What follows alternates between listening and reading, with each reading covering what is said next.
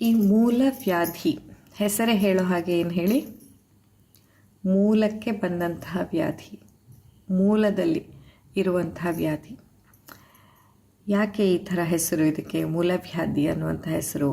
ಯಾಕಂದರೆ ಮೂಲಾಧಾರ ಚಕ್ರದ ಬಳಿಯಲ್ಲಿ ಇರುವಂಥದ್ದು. ಅಷ್ಟೇ ಅಲ್ಲದೆ ಮೂಲಕ್ಕೆ ಇದ್ದಂತಹ ರೋಗ ಇದು ಅಂತ ಹೇಳುವಂಥದ್ದು. ಇಲ್ಲಿ ಮೂಲಕ್ಕೆ ಇರುವಂತಹ ರೋಗ ಅಂದಾಗ ಬರೀ ಗುದದ್ವಾರ ಅನ್ನೋದಷ್ಟೇ ಅಲ್ಲ, ರೋಗದ ಮೂಲ ತುಂಬ ಆಳವಾಗಿರುತ್ತೆ. ಕೇವಲ ಇದು ಗುದದ್ವಾರದಲ್ಲಿ ಕೆಲವರಿಗೆ ಉರಿ ಬರುತ್ತೆ, ಕೆಲವರಿಗೆ ಟಾಯ್ಲೆಟ್ ಹಾರ್ಡ್ ಆಗುತ್ತೆ, ಕೆಲವರಿಗೆ ಮೋಷನ್ ಆದಮೇಲೆ ಉರಿ ಆಗುತ್ತೆ, ಕೆಲವರಿಗೆ ಮೋಷನ್ಗಿಂತ ಮೊದಲು ಉರಿ ಆಗುತ್ತೆ, ಕೆಲವರಿಗೆ ಅಲ್ಲಿ ಮೊಳಕೆ ಥರ ಮಾಂಸ ಹೊರಬರುತ್ತೆ, ಬೇರೆ ಬೇರೆ ರೀತಿಯಲ್ಲಿ. ಕೆಲವರಿಗೆ ರಕ್ತ ಕೂಡ ಬರುತ್ತೆ, ಮೋಷನ್ ಆಗುವಾಗ ರಕ್ತ ಕೂಡ ಬರುತ್ತೆ. ರಕ್ತ ಬರೋದ್ರಲ್ಲಿ ಕೂಡ 2-3 ರೀತಿ ಇದೆ. ಕೆಲವರಿಗೆ ಏನಾಗುತ್ತೆ, ಮೊದಲು ರಕ್ತ ಬಂದು ನಂತರ ಮೋಷನ್ ಆಗುತ್ತೆ.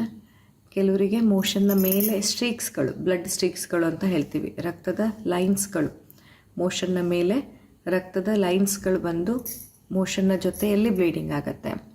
ಕೆಲವರಿಗೆ ಮೋಷನ್ ಮಾಡಿ ಮುಗಿದ ಮೇಲೆ ಒಂದಿಷ್ಟಿಷ್ಟು ಪೀಸ್ ಬ್ಲೀಡ್ ಆಗುತ್ತೆ. ಇನ್ನು ಕೆಲವರಿಗೆ ಉರಿ, ನೋವು, ಮೋಷನ್ ಆದಮೇಲೆ ಕೂಡ 2-3 ಗಂಟೆ ಹಿಂಸೆ ಆಗ್ತಾ ಇರುವಂಥದ್ದು. ಹೀಗೆ ಬೇರೆ ಬೇರೆ ರೀತಿಯಲ್ಲಿ ಒಬ್ಬೊಬ್ಬರಲ್ಲಿ ಒಂದೊಂದು ರೀತಿಯದು ಲಕ್ಷಣವನ್ನು ಕೊಡ್ತಾ ಬರುತ್ತೆ. ಆದರೆ ಈ ನಿಮ್ಮ ಮೂಲವ್ಯಾಧಿ ರೋಗ ಏನಿದೆ, ಇದು ಕೇವಲ ನಿಮ್ಮ ಆಹಾರಕ್ಕೆ, ಫೈಬರ್ ಕಂಟೆಂಟಿಗೆ ಅಷ್ಟೇ ಸೀಮಿತವಾಗಿಲ್ಲ.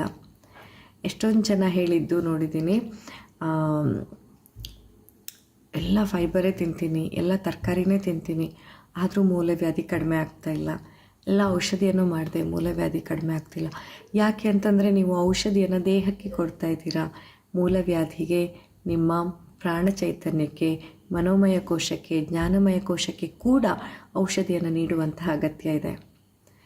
ಬಿಕಾಸ್ ಈ ನಮ್ಮ ದೇಹದಲ್ಲಿ ಆಗ್ತಾ ಇರುವಂತಹ ಬದಲಾವಣೆ, ಈ ನಿಮ್ಮ ದೇಹದಲ್ಲಿ ಬರ್ತಾ ಇರುವಂತಹ ಲಕ್ಷಣಗಳು ಕೇವಲ ಆಹಾರದಿಂದ ಅಲ್ಲ, ಕೇವಲ ಈ ಅನ್ನಮಯ ಕೋಶದಿಂದ ಅಲ್ಲ. ನಿಮ್ಮ ದೇಹದಲ್ಲಿ ಬರ್ತಾ ಇರೋ ಈ ಲಕ್ಷಣಗಳಿಗೆ ನಿಮ್ಮ ಅನ್ನಮಯ ಕೋಶ, ಪ್ರಾಣಮಯ ಕೋಶ, ಮನೋಮಯ ಕೋಶ, ಜ್ಞಾನಮಯ ಕೋಶ ಹಾಗೂ ಆನಂದಮಯ ಕೋಶದಲ್ಲಿ ಆಗುವಂತಹ ಸಮಸ್ಯೆಗಳು ಕೂಡ ಕಾರಣ ಆಗಿರುತ್ತೆ. ಹೀಗಿದ್ದಾಗ ಕೇವಲ ದೇಹಕ್ಕೆ ಫಿಕ್ಸ್ ಮಾಡುವಂಥದ್ದು, ದೇಹಕ್ಕೆ ಔಷಧಿ ಕೊಡೋದು, ದೇಹಕ್ಕೆ ಡಯಟನ್ನು ಕೊಡೋದು ಮಾತ್ರ ಸಾಕಾಗಲ್ಲ. ಅದು ಬೇಕಾಗತ್ತೆ, ಖಂಡಿತವಾಗಿ ಅದು ಕೂಡ ಬೇಕು, ಬಟ್ ಅದಷ್ಟೇ ಸಾಕಾಗಲ್ಲ. ಪ್ರಾಣ ಚೈತನ್ಯದ ಹರಿವು ಮೂಲಾಧಾರ ಬಿಂದುವಿನಲ್ಲಿ, ಮೂಲಾಧಾರ ಚಕ್ರದಲ್ಲಿ ತಪ್ಪಾದ ರೀತಿಯಲ್ಲಿ ಆದಾಗ ಕೂಡ ಮೂಲವ್ಯಾಧಿ ಅನ್ನೋ ಸಮಸ್ಯೆ ಬರ್ತಾ ಹೋಗುತ್ತೆ. ಅಥವಾ ಮನೋಮಯ ಕೋಶದಲ್ಲಿ ಯಾವುದೋ ಕೊರಗುವಿಕೆ, ಯಾವುದೋ ಟೆನ್ಷನ್, ಯಾವುದೋ ನೋವು ನಿಮ್ಮನ್ನು ತುಂಬ ಸಮಯದಿಂದ ಬಾಧಿಸ್ತಾ ಇದ್ದರೆ ಅದಕ್ಕೆ ನಿಮಗೆ ಪರಿಹಾರನೇ ಇಲ್ಲ, ಅಥವಾ ಇದರ ಜೊತೆಯಲ್ಲಿ ಈ ಭಾವನೆಯ ಜೊತೆಯಲ್ಲಿ ನಿಮಗೆ ಇರೋದಕ್ಕೆ ಸಾಧ್ಯನೇ ಇಲ್ಲ ಅಂತ ಅನ್ನಿಸ್ತಾ ಇದ್ದರೆ ಕಂಟಿನ್ಯೂಸ್ಲಿ, ಅದು ಕೂಡ ನಿಮ್ಮ ಮೂಲವ್ಯಾಧಿಗೆ, ಮೂಲವ್ಯಾಧಿಯ ಲಕ್ಷಣಗಳನ್ನು ನಿಮ್ಮಲ್ಲಿ ಕೊಡೋದಕ್ಕೆ ಕಾರಣ ಆಗಿರುತ್ತೆ. ಇನ್ನು ನಿಮ್ಮ ದಿನಚರಿಯಲ್ಲಿ ನೀರಿನ ಪ್ರಮಾಣ ಹೆಚ್ಚು ಮಾಡುವಂಥದ್ದು, ಫೈಬರನ್ನು ಹೆಚ್ಚು ತಗೊಳ್ಳುವಂಥದ್ದು, ಔಷಧಿಯ ಸಹಾಯ ಪಡ್ಕೊಳ್ಳುವಂಥದ್ದಂತೂ ಬೇಕೇ ಬೇಕು. ಬಟ್ ಅದರ ಜೊತೆಯಲ್ಲಿ ನಿಮ್ಮ ಪ್ರಾಣ ಚೈತನ್ಯ, ಮನೋಮಯ ಕೋಶ, ಜ್ಞಾನಮಯ ಕೋಶ ಹಾಗೂ ಆನಂದಮಯ ಕೋಶದ ಬಗ್ಗೆ ಕೂಡ ಸ್ವಲ್ಪ ಗಮನ ಹರಿಸಿ. ಎಲ್ಲಿಗೆ ಸಾಗ್ತಾ ಇದೆ ನನ್ನ ಜ್ಞಾನ? ಅಜ್ಞಾನ ಅನ್ನುವಂತಹ ಒಂದು ಕೂಪದಲ್ಲಿ, ಆಳವಾದ ಬಾವಿಯಲ್ಲಿ ನಾನು ಬಿದ್ದದಿದ್ದರೆ ಆ ಅಜ್ಞಾನದಿಂದಾಗಿ ಕೂಡ ನನ್ನಲ್ಲಿ ಈ ಕೆಲವು ಸಮಸ್ಯೆಗಳು ಉಂಟಾಗ್ತಾ ಇರುತ್ತೆ, ಈ ಲಕ್ಷಣಗಳು ನನ್ನಲ್ಲಿ ಬರ್ತಾ ಇರುತ್ತೆ.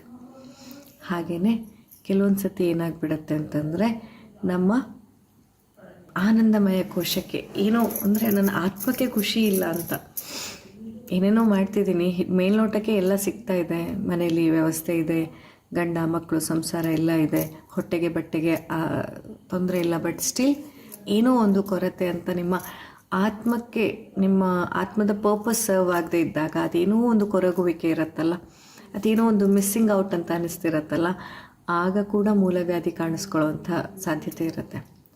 ಆ್ಯಂಡ್ ಎಸ್ಪೆಷಲಿ ಹೇಳೋದಾದರೆ ಕೀಳರಿಮೆ, ಯಾರ್ಯಾರಲ್ಲಿ ಕೀಳರಿಮೆ ಇದೆ ಅವರಲ್ಲಿ ಮೂಲವ್ಯಾಧಿ ಬರುವಂತಹ ಸಾಧ್ಯತೆ 99% ಇದೆ. ಯಾರಲ್ಲಿ ಕೀಳರಿಮೆ ಇರುತ್ತೋ, ನನಗಾಗಲ್ಲ, ನಾನು ಒಳ್ಳೆಯವಳಲ್ಲ, ನನ್ನ ಹತ್ರ ಆಗಲ್ಲ, ನಂಗೆ ಅದು ಗೊತ್ತಿಲ್ಲ, ನಂಗೆ ಇದು ಗೊತ್ತಿಲ್ಲ, ನನಗೇನೂ ಗೊತ್ತಿಲ್ಲ ಅಂತ ಈ ಕೀಳರಿಮೆ ಯಾರಲ್ಲಿ ಜಾಸ್ತಿ ಆಗಿರುತ್ತೋ ಅವರಲ್ಲಿ ಮೂಲವ್ಯಾಧಿ ಜಾಸ್ತಿ ಇರುತ್ತೆ, ಬರುವ ಸಾಧ್ಯತೆ ಜಾಸ್ತಿ. ಸೊ ದಯವಿಟ್ಟು ನಿಮ್ಮ ಜ್ಞಾನಮಯ ಕೋಶವನ್ನು, ಆನಂದಮಯ ಕೋಶವನ್ನು, ಹಾಗೆ ಪ್ರಾಣ ಚೈತನ್ಯದ ಹರಿವನ್ನು, ಮನಸ್ಸಿನ ಭಾವನೆಗಳನ್ನು ಒಮ್ಮೆ ಒಬ್ಸರ್ವ್ ಮಾಡಿ ಅದನ್ನು ಸ್ವಲ್ಪ ಚೇಂಜ್ ಮಾಡಿಕೊಂಡ್ರೆ ಜೊತೆಯಲ್ಲಿ ಔಷಧಿಯ ಜೊತೆಯಲ್ಲಿ ಕಡಿಮೆ ಆಗೇ ಆಗುತ್ತೆ. ಯಾಕಾಗೋದಿಲ್ಲ? ಆಗತ್ತೆ.